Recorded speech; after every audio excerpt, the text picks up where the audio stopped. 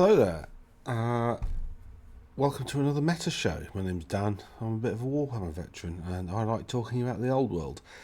I'm a bit tired today. I had a rave at the weekend, so I'm a bit kind of hungover and very tired. I managed to do about 3 hours of why is it not focusing? 3 hours of zone 2 cardio. So apologies if I'm a bit less energetic than usual. Anyway, oh god, right. In the game, we've only had 2 events this weekend, so there's not really an awful lot to talk about, which means we can do a bit more of a deep dive. Qualifying events. For me, qualifying event is two. Essentially, what I want is like events with enough entrants that make, pardon me, the data that you get from them worthwhile. So, at least 10 players, which is a proxy for ensuring that there's a variety of armies there. For instance, if you have a small event where there's 6 players and there's 3 Bretonnians, it doesn't really tell you much about how Bretonnians are doing against the rest of the meta, for instance. So smaller events are less actually negatively contribute to the reliability of your data. So three game events, at least 3 games, with 10 players with between 1750 to 2500 points, unless the event in total has 50,000 points of armies there. So a 50-person 1,000 point event would also qualify, I think, because there's enough contribution to the data. So we had maybe the first GT in the States, which is the Richmond Open, the Old World event, which is... Oh no, I've done it again. Apologies. Richmond Open, there it is. Which is at 131 Dawn Boulevard, which is somewhere. Meadow Hall. It's a hotel. Weird. So is this Dawn Boulevard? Oh no, there's no little man here. What? Yeah. Oh, I'd like to drop the little man and have a look at where people are, but it doesn't say... Oh, no, hold on. Little man. Oh, is this like a shopping centre sort of... Oh. Okay.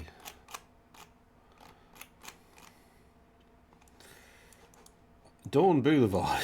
It's quite a long road. I have no idea where it is, to be honest. What does it say? 13191 Dawn Boulevard. Well, it seems to be in here somewhere. So that's probably quite nice. Seems to have a... Anyway, so that's there. Now, it was difficult to... So I've had to guess, basically, what the results are, because if you look at this, it says everybody's won 2.5 games, which, is... let's put all of this up. Oh, no, Logan's got 1.5 games. 1.5... I just don't understand. Has he got 2 then? So... Everybody's won half their games, and the red ones mean they didn't turn up. And like here, Keith Bonneau has ended up 34th, but has probably got 3 wins. So I think there was some interesting, like, additional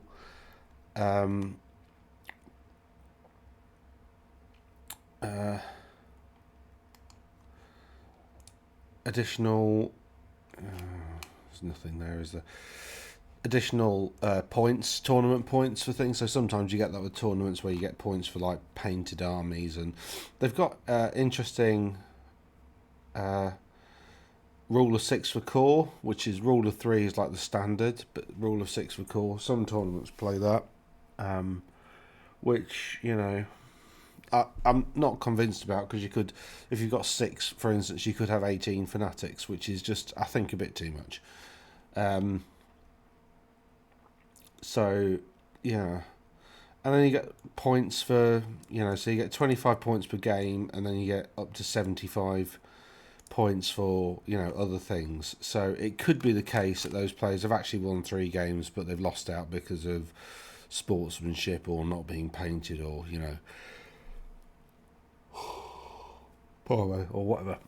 So yeah. So anyway, Luna Valentine from Team $1 Billion Clown Farm has managed to win with Bretonians, which is quite impressive.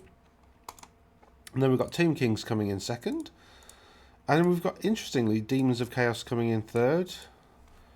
Got another Team King list there. Wood Elves. Zach Thompson has done quite well with Wood Elves from Team DMV Squarehammer. And there's some Beastmen, some Warriors of Chaos. And then the army that came bottom. Is there anybody that actually lost? Yeah, so Carlos Quintela managed to lose all 5 games with Team Kings, which is interesting. So let's have a look at that list. Yeah. So this is the Team King list that lost all 5 games. He's got a level 4 High Priest, he's got a Mortuary Priest, he's got a Necrotect, he's got a Royal Herald, and he's got a Team King. No Dragon, and he spent quite a lot of points on characters. They're all on foot, it looks like. Oh no, the High Priest is on a steed. And then he's got some Horse Archers, some Skirmishers, some Warriors, a big block of Tomb Guards, some Chariots, 2 Carrion, 3 Necropolis Knights, and 2 Tomb Scorpions, and a Necrosphinx. So to be honest, that doesn't look like a terrible army, aside from the fact it doesn't have a dragon. And I think, Tomb Kings, they're kind of reliant on there being a big beast somewhere. But yeah, that doesn't look like a terrible list. I'd love to know what went wrong, to be honest. Maybe you just got really... I mean, it's possible for you to get unlucky in multiple games and then end up with the wrong result. So, commiserations to I have got the wrong one. Yeah, commiserations to Carlos, because that doesn't look terrible, to be honest. Anyway, so this is the Wood Elf list that got sort of 5th or 6th. Glade Lord Dragon, yeah, Glade Lord on Dragon. He's got Raylarian's Mantle. He's got a Charmed Shield, some Annoyance of Netlings, which is -1 to hit in a challenge, I think, and a Resplendence of Luminescence. So all of that is quite... It's got Mercurial's Locus, which means that's the one that you don't get strength modifiers, but neither do they. So if they've got a weapon with strength modifier, they don't get it, but you don't get your strength modifiers anyway. So it's basically, this is a way of like turning off your opponent's cool stuff. It's got a level 4 Spellweaver, obviously.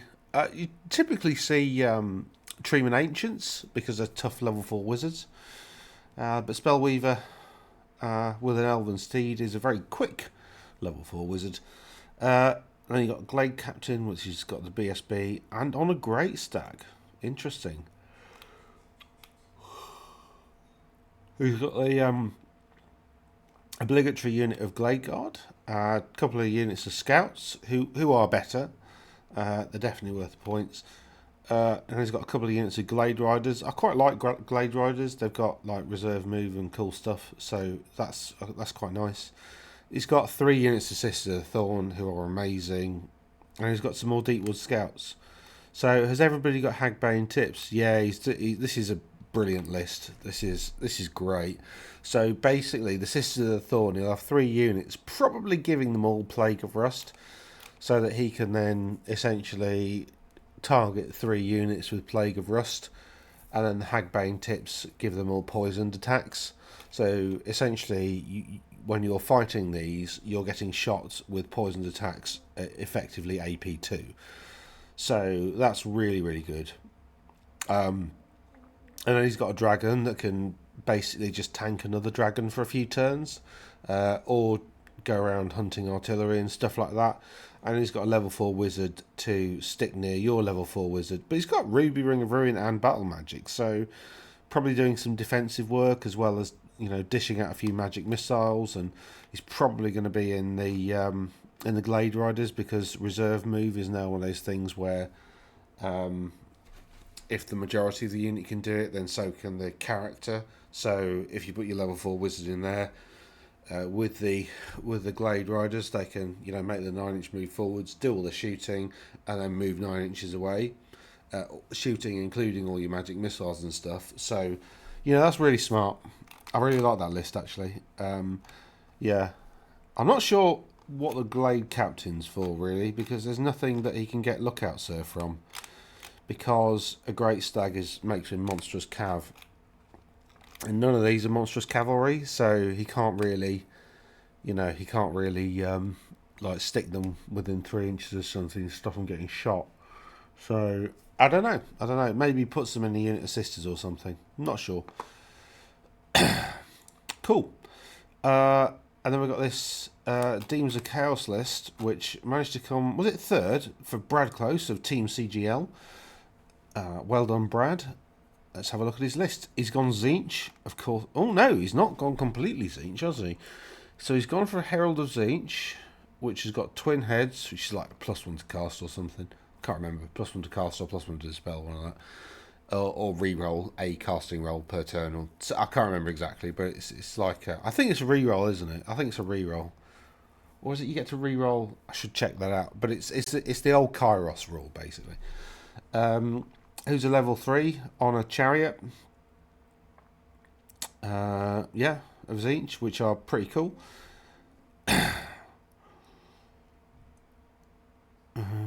Yeah, it's really difficult to read this, actually. Spell, Gift of Mutation. Eh? Oh, he's gone for the default spell. He's got his spells here. What? Oh, that'll be the software listing them.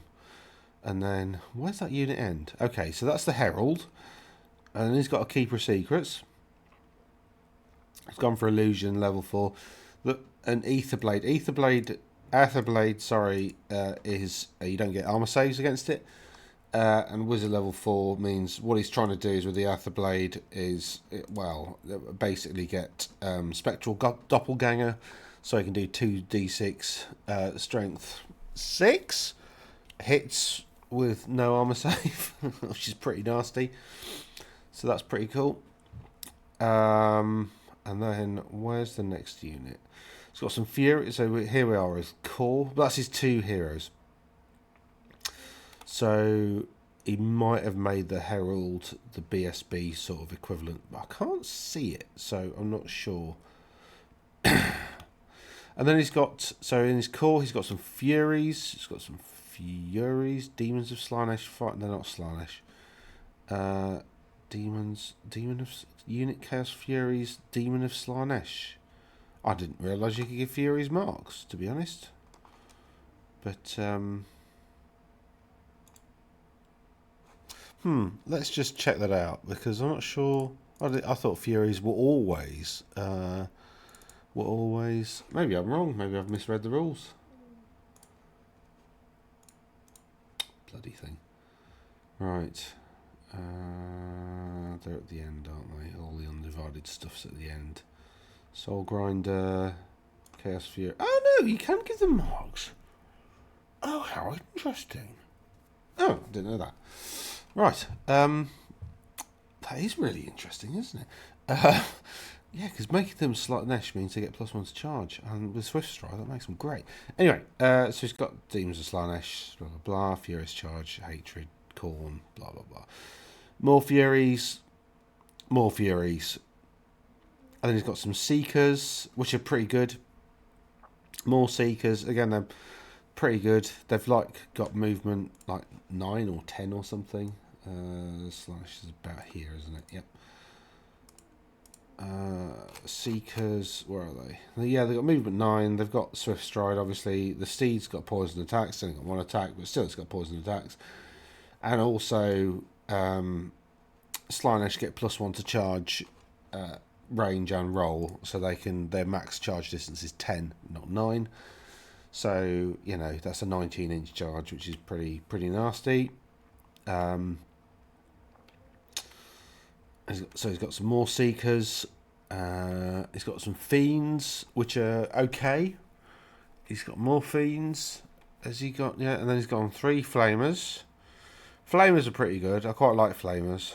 I know some people think they're a bit rubbish, but I think they're quite useful.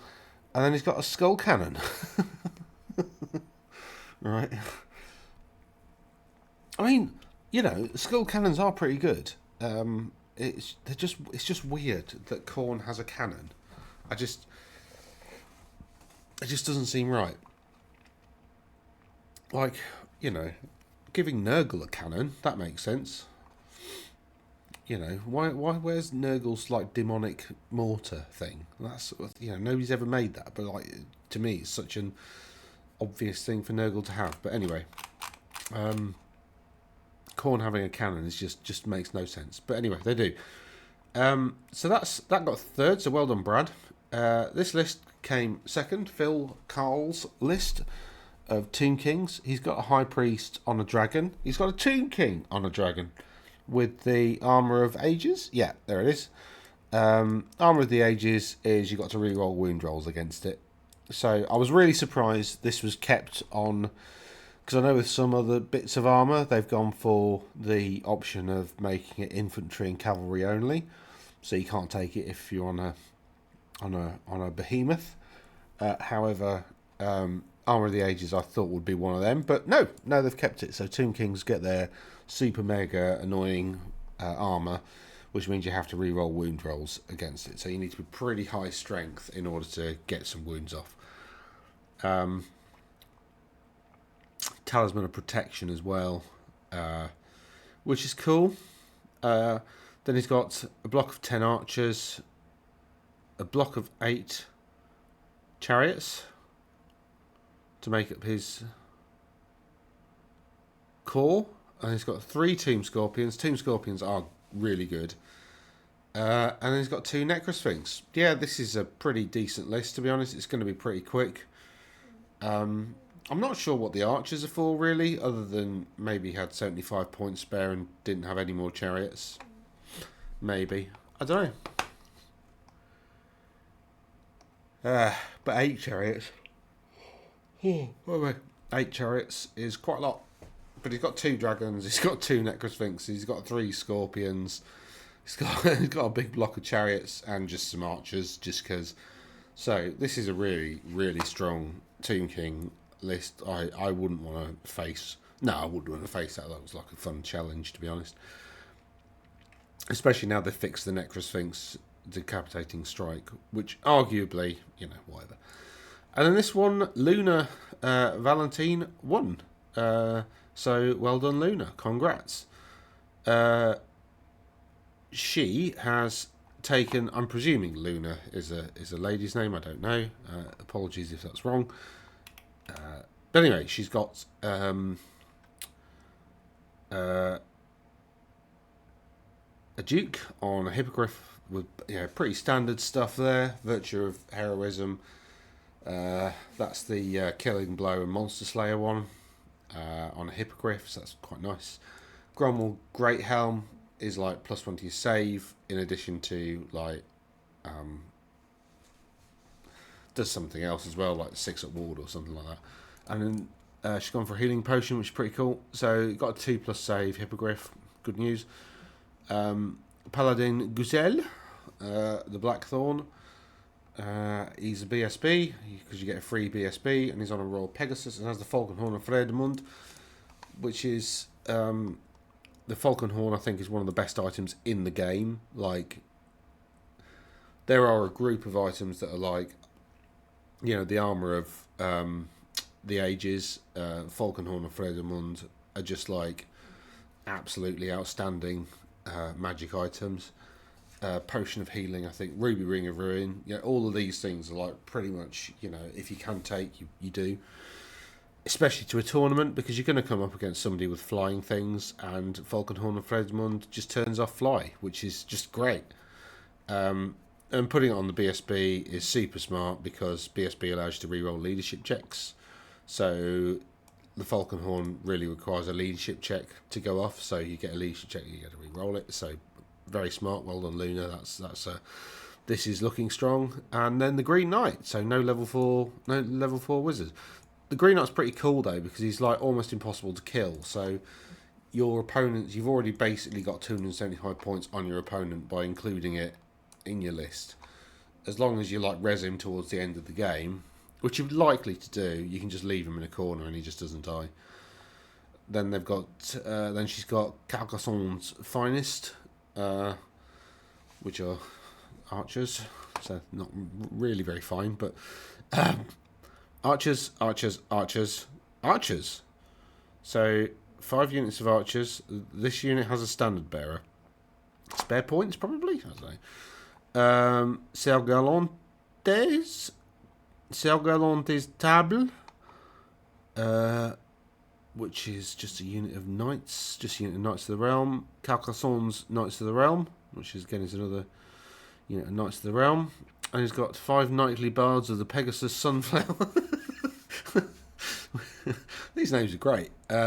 Which Pegasus, yeah, and then 5 knightly poets of the Pegasus Moon, which is again 5 Pegasus. That's an interesting number. Most people sort of go for 3, don't they? But 5's an interesting number. Actually, I think 5 might make more sense than 3, to be honest. But yeah, I don't know. Or would you be better off with 4 and 2 3s? I don't know. It'd be nice to get a bit of feedback on that. So Luna, if you're watching, did the 10 work, or do you think 4 3 3 would have been better? I'd like to know that really, or maybe do you think having a mega unit like a 3 and a 7 might that be better?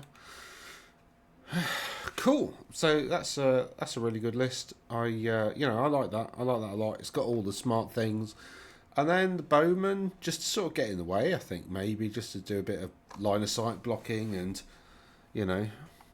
allow you to outmaneuver the enemy. And Du Crosard, his with Virtue of Heroism. I mean, he's pretty good. No, Gromwell Greathelm. It's something. It's not a 6-up ward, is it? There's something else to it. I can't remember what it is. It's annoying me now. It's in this book, isn't it? It's the Bretonian magic items. Gromwell Greathelm. Reroll wands, that's it. Reroll wands to save. Yeah, so that's a pretty decent item anyway. 2-up rerolling wands is pretty gnarly, and then it's got the inbuilt ward from the Bretonian stuff anyway. So if you prayed, basically anything and because it's on a hippogriff, and this is why it's smart. Because putting it on a hippogriff, right, what that does is that increases your toughness to 5, I want to say. Monster, +1 toughness. I think characters are 4 anyway, yeah. So it makes you toughness 5, and basically the Bretonian ward save is that anything that hits you with a 5, with strength 5 or more, you get a 5-up ward, and anything that hits you that's strength 4 or more, you get a 6-up ward. So by putting it on Hippogriff, basically the things that reduce the ward to 6-up need to wound you on a 5 or a 6, right? And they're generally speaking not high AP. Generally speaking, high strength and high AP come together. So you mostly, the stuff that you only get a 6-up ward, you're probably going to be like rolling 2s or 3s to save, re-rolling 1s. And then you don't really need the 6-up ward for those. But the stuff that you're going to be like reduced to like a 4 or 5-up save, you're probably going to get your 5-up ward against that. So that's a really, really strong, sensible combination. So that's really good. Personally, I know Luna has just won a 5-game event. I'm not sure about the Green Knight. I prefer Lady Elise Ducal because of the anti-magic, basically. However, I get the argument that you're probably just giving away 3 points. So, Again, though, I suppose it depends what you do with the Knights of the Realm. Yeah, but yeah, all that looks really super strong. I'm not surprised it did well. So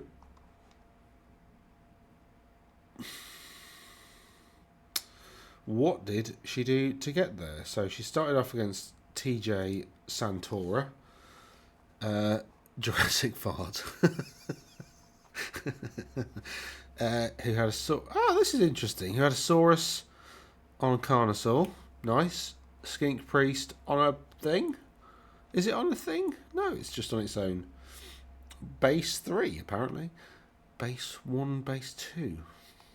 Level 2. And he's got a Slan with Higher State of Mind. Higher State of Mind, Ethereal. That one is, isn't it? Yeah, all that. Nice. And then he's got a Blockosaurus, Skinks, some Skinks Vanguard, Skinks with Vanguard, Skinks with Scouts, Bastillodon, just the one, two Bastillodons, Chameleon Skinks. That's not a terrible list. So yeah, I guess that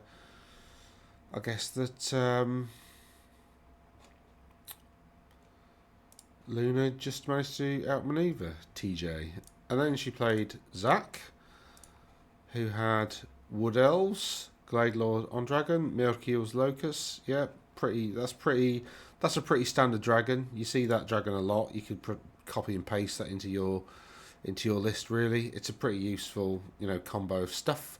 Level 4 Spellweaver, again a Spellweaver, and then a Glade Captain that's the BSB. So we saw that with the it's not the same person, is it? No, it was Brad. No, it wasn't Brad, was it? Was it? Oh, it was Zach. Yeah, we just read this one. Yeah. So then she played Zach and beat Zach, and then she played Jerry Parsley, who is the other Team King player. Who, let's see what Jerry has got. He has a High Priest who's level 4 on a steed, another level 2 on a steed, a couple of Necrotects which are really cool. And he's got a Royal Herald, Destroyer of Eternities, and then a Tomb Prince who is acting as the general. So no dragon, massive block of 48 archers, a block of 19 Tomb Guards, 3 chariots, 2 Tomb Scorpions, and 2 caskets, and a catapult. So that's a very different list to the other Team King list, but also this one did quite well. It got 4th in the end. So, again, well done, Jerry, for coming 4th. That's pretty good. And I think Jerry's only probable loss, I guess that 13's a win, but Jerry's only probable loss was up against Luna. And then Luna played Phil Carl, who ended up coming in 2nd, so we've just had a look at that Team King list. And then she played Pete Ford, who ended up coming in 6th. So Luna's definitely won this by a huge way, because she's played 2nd place and won. She's the only one she didn't come up against in the top 5 is Brad, who came. She played Phil, Pete Ford, Jerry Parsley. Yeah, so she's played these. Yeah, so absolutely. And Phil. Yeah, Phil Carl, Pete Ford, Jerry Parsley, and Zach. So out of the top 6 people, she is one and didn't play another. So absolutely monstered it. Really, really good. Really, really good. From $1 Billion Clown Farm. Interesting to see what she does in future, to be honest. Yeah, and what did Pete's Beastman look like? We might as well round out this bit. He's got a Doom Ball, obviously.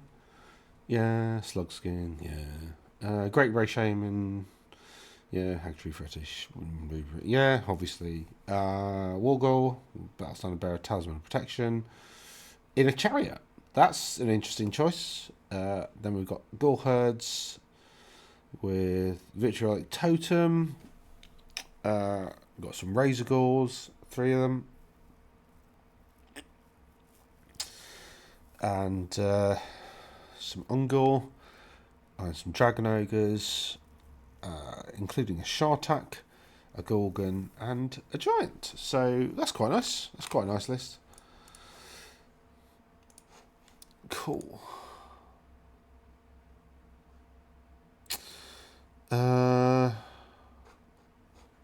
Right, and then we have Bunker in the Old World, which was played in England, in the United Kingdom, somewhere. There's England. It was somewhere there.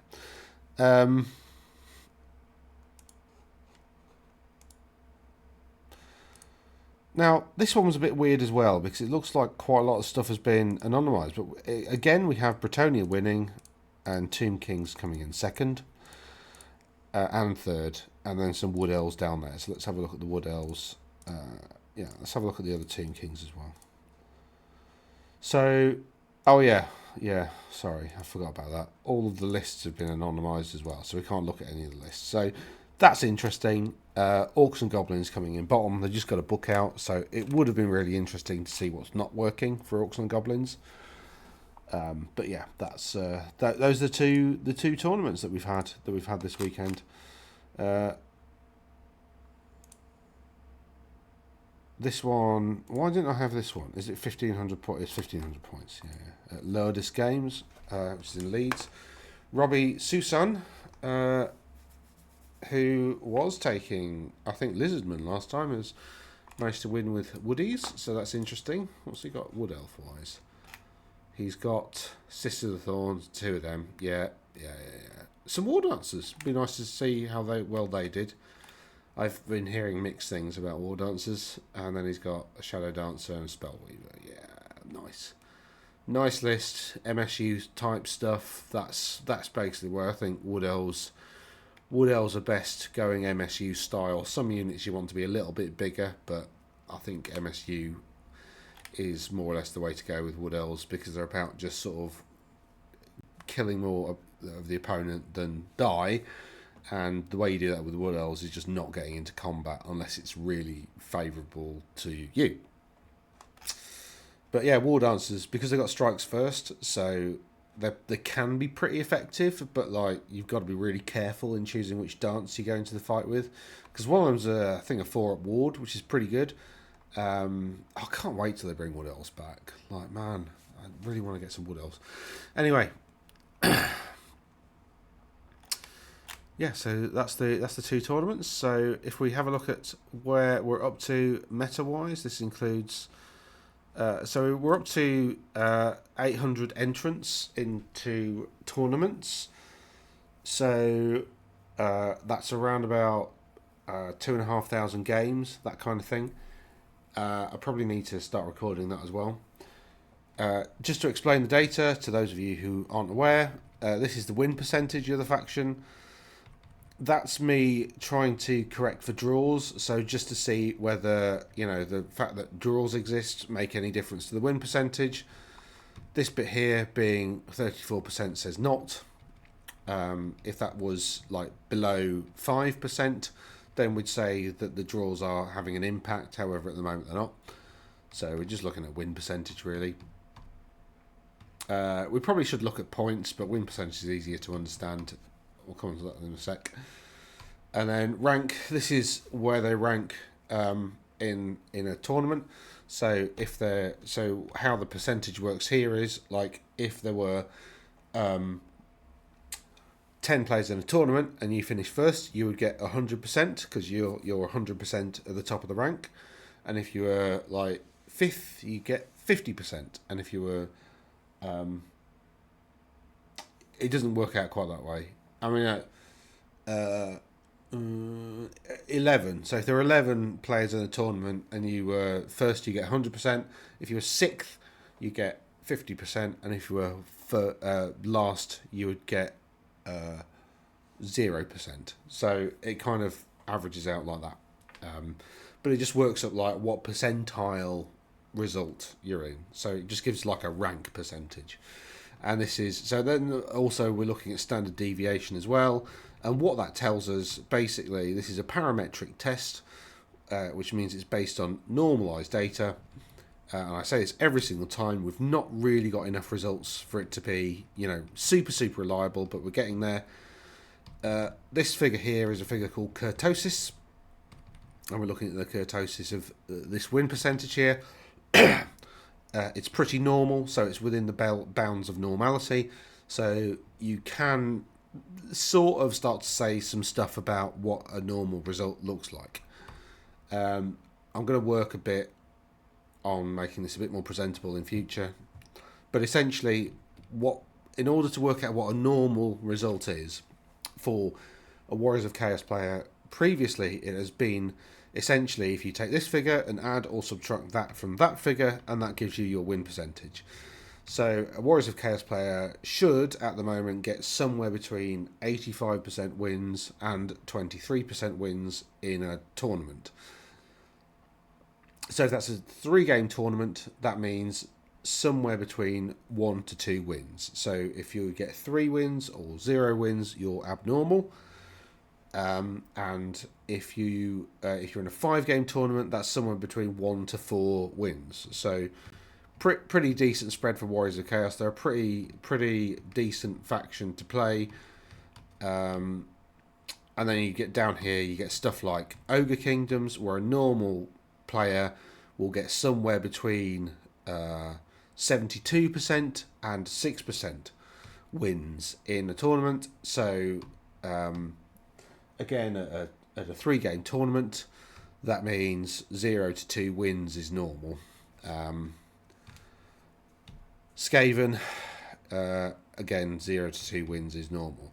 Basically, like in a 5-game tournament, you really want all the factions having a normal result of being like 1 to 4 wins. That shows that the balance across the game is pretty good. We're not there yet because there are some factions like at the bottom. Vampire counts, there's one list that does really, really well, and all of the lists are rubbish, basically. So what I've got over here is these are some Z tests. Basically what that's doing is that's telling you what's top tier, what's mid tier, and what's bottom tier, based on where they are in the data. Okay. Based on a test of statistical significance, and I've gone for essentially extremely significant results rather than just significant results, just to really kind of look at where the extremes are at the moment. So essentially, so this column J here, this is win percentage. This one's reliability. Don't know why I didn't put the columns in to begin with. And this one is tournament placings. So how good a faction is at placing in a tournament, right? Let's just do that. All right, so that's a bit. It's probably not any better because of all the numbers, but anyway, whatever. If I do, I should have done this beforehand. Apologies. There we go. That's a bit better, isn't it? Right, there we go. So we've got tournament placings. Now, Beastmen are an interesting case in that they've got a really good win percentage. They're doing really well in tournaments, but they're super, super, super unreliable. They're one of like, well, they're not super, super unreliable. They're not in the bottom, but they're getting towards the bottom in terms of reliability. Warriors of Chaos. Have I C4? Yeah, that is the right. I need to check that actually. I'm not sure whether the maths is mathing there, but anyway. Kingdom of Bretonia. Oh no, sorry, I'm an idiot. A low score is more reliable, isn't it? Yeah. Sorry, I've been thick there. So yeah, so Chaos Warriors are actually quite unreliable in the overall rankings, but they are normally quite successful and normally place like fairly high in tournaments. So the average of rank is like 60%. So again, you can look at what a normal player gets by essentially adding and subtracting that to that. So Beastman player should get somewhere between the 91st and the 31st percentile of players. So if you're like in that 10-person tournament, you should end up somewhere between second and seventh if you're normal. Again, I'll try and get this to actually show you what the normal range is at a later date. But I just haven't really had much time to play around with pivot tables to get it to do the maths properly. But hopefully next time. Now we've got a bit more data and we're getting a bit more reliability in the data, and it's looking a bit more robust in terms of statistical tests. We can start to do a bit more analysis that looks a bit better. It's a bit more presentable. But yeah, so that's where the meta is at the moment. You've got Empire, Vampire Counts, Ogres, Skaven at the bottom. This is pretty steady now. Like, if we go back and we have Warriors, Beastmen, Bretonnia and Khemri, who are all quite good. Now if we go back to March, when there's a bit less data, we had Lizardmen, Dark Elves, Khemri, Demons and Water. And this is why I said that, 370 results is not enough to make any like hard and fast rules about what's really good. And it's really important not to rely on really super low data sets to draw any conclusions.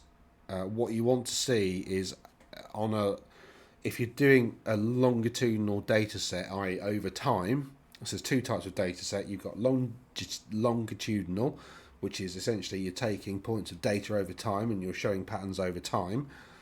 That's longitudinal. And then there's a cross-sectional, which is like we're going to look at everything on one day, but we're not going to like put any time into it. So we're not going to repeat the study week after week after week, which is what this data is. This is longitudinal. Cross-section would be we're going to do a survey on one day of 10,000 people and see what everybody thinks on that day. So yeah, it's really important not to confuse your data sets and say that your data is reliable when it in fact isn't. And again, I don't think this is particularly reliable yet.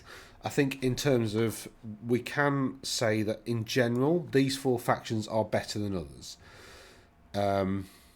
Specifically 1 and 4, because they're the top. They're the sort of the top faction in terms of reliability and win percentage. So Bretonnia and Beastmen, particularly because they're reliable and they win more games than they lose. These are the top two factions, I would say, at the moment. And tournament placings obviously follow. You get some interesting stories here, though. So you get a result like this where, who's that? That's High Elves. So High Elves place highly in tournaments, but their win percentage and their reliability isn't as great as other factions. So what does that mean? What that means is when High Elves win a game, they win a game. Like, they're very successful. So when they win a game, they table the opponent, they get really high scores, and that helps them get up the tournament placings. Whereas if you look at this faction in particular, which is Dwarves, we've got a massive problem with at the moment, because they don't place, they're in the bottom tier in terms of tournament placings, and they're also bottom tier in terms of reliability. So they're really super unreliable, and they're really bad at tournaments, but their win percentage is pretty good. So you could look at that win percentage of 47% and the fact they're in the middle of the table on a win percentage basis. You might say, oh, well, Dwarves are doing okay. But actually, once you start to get under the surface of the data, you're like, no, there is a problem with Dwarves, because what this basically means is they tend to draw games, or they don't tend to win games very convincingly. And what that also means is when they lose big, right? So it's a combination of all these factors. So they either win by a small amount, or they get absolutely smashed. And that seems to be the general result for Dwarf players at the moment. And that's not a very satisfactory place for Dwarves to be. Now, it's not as big a problem as Empire, Ogre and Skaven, right? These have all got massive problems at the moment. They're just not very good. Now, I would mention 19 results, again, really not enough to draw any like firm conclusions. Dwarves 60, still not really enough to draw any firm conclusions. So this might be wrong. You know, the error term when you have only 60 results is still pretty big. Even though we've got enough results to say, well, this ranking's probably right. So the win percentage ranking is probably right because we've got enough results for that to be, you know, that to have quite a low error term at this stage. We're sort of down to below. We're way above the 95% confidence interval, for instance, in terms of like how confident we can be. Not much above, like 96, 97%, in terms of like this win percentage being reflective of the overall meta. Whereas, for instance, if we go down to, if we just have 5-game tournaments, there's actually only 111 results. This is on best case pairings. I don't know where everybody else gets data. I know there's another system where you can't get the data off, which I find really annoying. But yeah, so again, there's just not enough. This doesn't tell us anything really, even though the kurtosis is pretty good. You know, so it's pretty. The data's pretty normal. There's just not enough of it to, you know,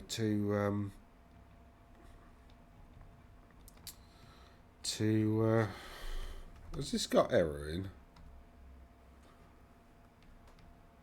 No. Term? No, don't know.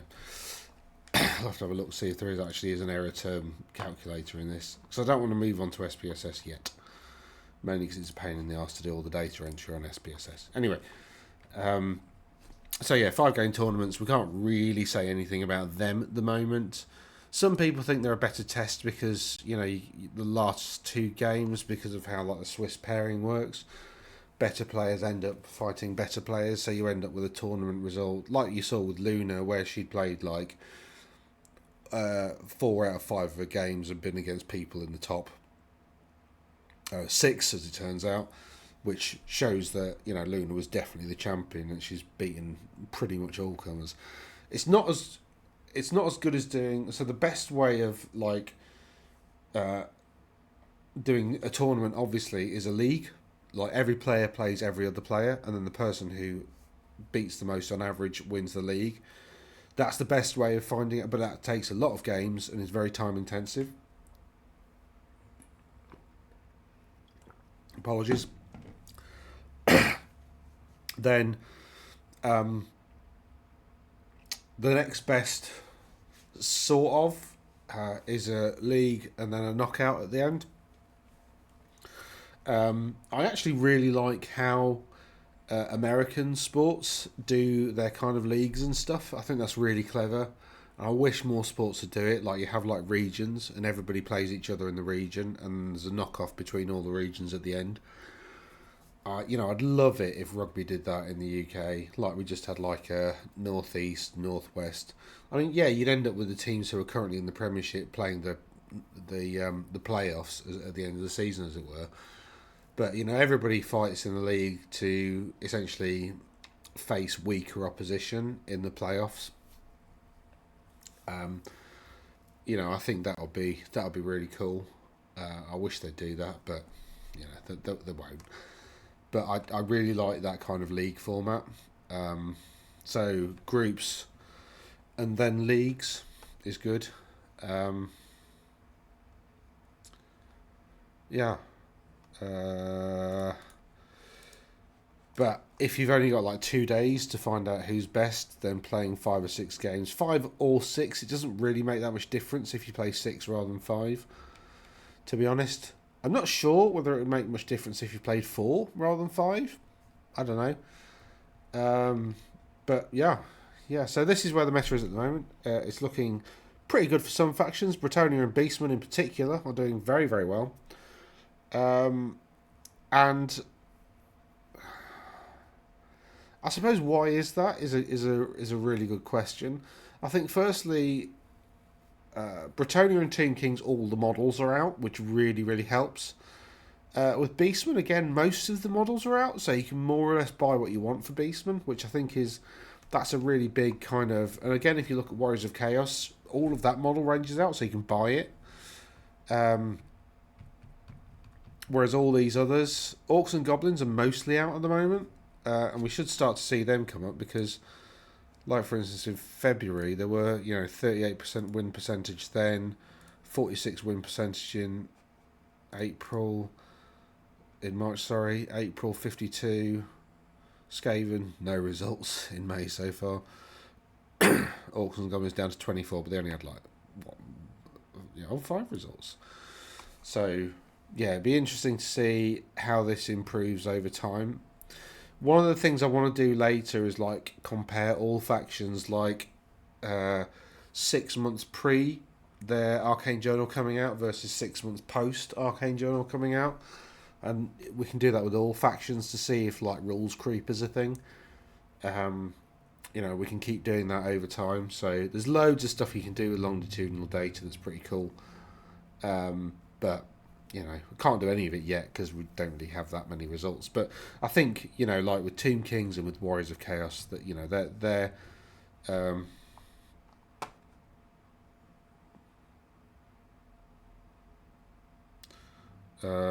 what have I done? Oh no! Sorry, everything I just said about the data was all wrong. Idiot! I forgot to include May, which forgot to include all these results. So, Beastmen have lost their reliability ranking. That's interesting, but it's still Bretonia. Chaos Dwarves only 24 results. So that's probably not really saying much. And then Dark Elves are reliably average. So yeah, I think Bretonia, because again, a lot of people have taken them. Like 90 players have played with the Bretonians at tournaments, or the tournaments I've looked at anyway. Compared with like, there's a couple in the 80s. Orcs and Goblins are 77. Orcs and Goblins are super popular. Dwarves are still really popular. High Elves, Wood Elves, Beastmen. There's quite a lot of results with them. So Beastmen have lost their reliability. It's good, really, that I just noticed that. But yeah, Bretonia are kind of good. And Vampire Counts, they've lost their being reliably crap because I think people have worked out that Wailing Dirge is the best weapon in the game. Because it is. It's just amazing. So take as much of it as possible, and like leadership debuff effects, and you just win games. You just scream stuff off the table. It's amazing. You might struggle if you go down that route. You might struggle with against missile weapon heavy armies because it's not got a very long range. So you're gonna have to weather the storm to get in range. But especially if you're up against stuff with cannons, a couple of cannons can take out your Terrorgeists in a couple of turns, and then everything else that's got Wailing Dirge is a bit slower. And then you've basically got some rubbish big units of zombies just to tie people up for a bit. But, they're never going to win a round of combat, right? So you're just going to be... It's just a tar pit, basically. Okay, so yeah, I think we need to wrap it up there, to be honest. That hasn't really... Dwarves, again, still have the same problem. Massive problem here. Orcs and Goblins are like one of the most unreliable factions, which is excellent news. But yeah, like I said, I'd like to get this into a bit more like user-friendly format. And get my website sorted so people can access it and play with it themselves if they want. But yeah, that's it from me, I think. My week looks a bit chaotic again this week, so I don't know whether I'll be able to get and do any more shed talks, but it would be nice if I got out, because I haven't done any like modelling or gaming or anything for ages.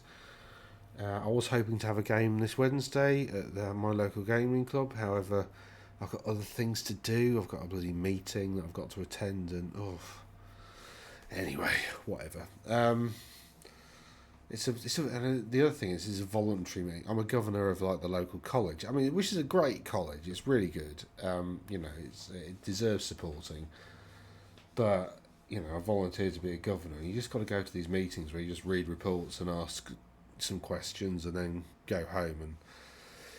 And I'd rather be playing Warhammer, to be honest, or working on my fitness and stuff.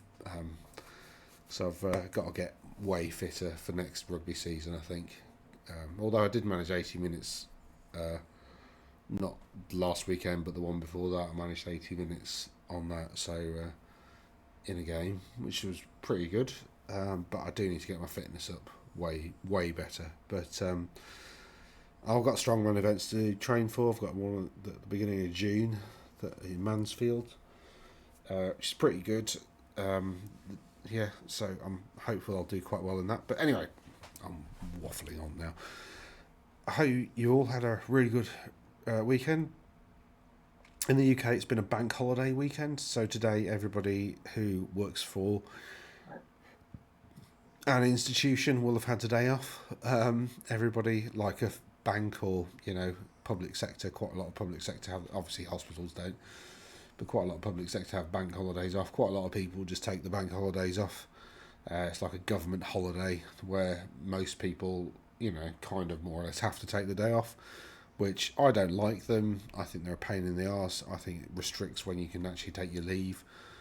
So you just get a few random long weekends, and I'd rather, rather than having 7 compulsory days off a year, 5 of those were cancelled as national holidays, and we just kept Christmas and New Year really, and that would give everybody another week when they could plan to have off. But whatever. And that's the Warhammer stats. Dan whinging about bank holidays. Anyway, is there anything else to say? No, not really.